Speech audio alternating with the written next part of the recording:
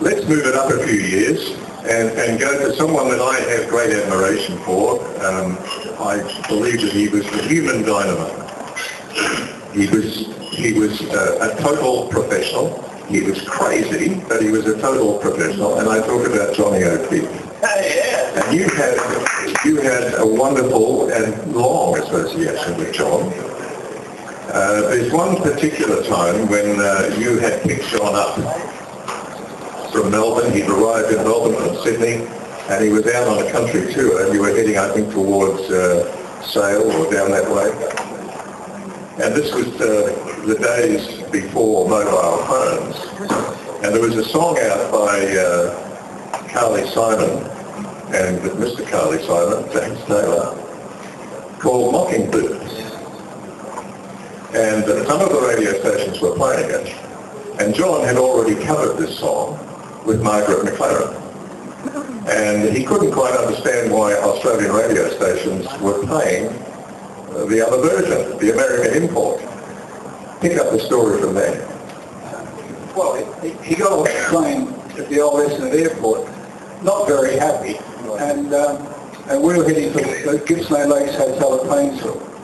And so we had about a 4-hour drive ahead of us, and I said, what's the problem? He said, well, without including the language, the radio stations, he and Margaret had released Mockingbird, much better version than Carly Simon and James Taylor, but most of them were playing, pretty well all of them, the American.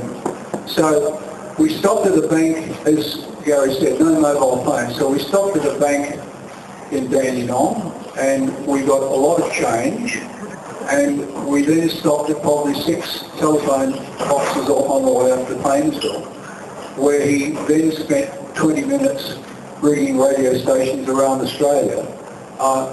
Not because they weren't playing his record, but because they were playing an overseas record and not an Australian record. And he literally, must have spoken to 20 or 30 radio stations around the country. And by the time we got to Painesville, anyway, it wasn't much long later that they started playing the song. And of course, then it became a major hit. But that was typical of him. He had a great love of the business. He loved people in the business, but the show business itself, the entertainment industry in Australia, and he carried the flag. He was one of those great men, wonderful man. He was like one of those barnstorming pilots in the States. He was a trailblazer. There's no two ways about that. And I know that there are people in this room who knew him, and maybe even to a certain extent copied some of the things that he did as people on stage and so on.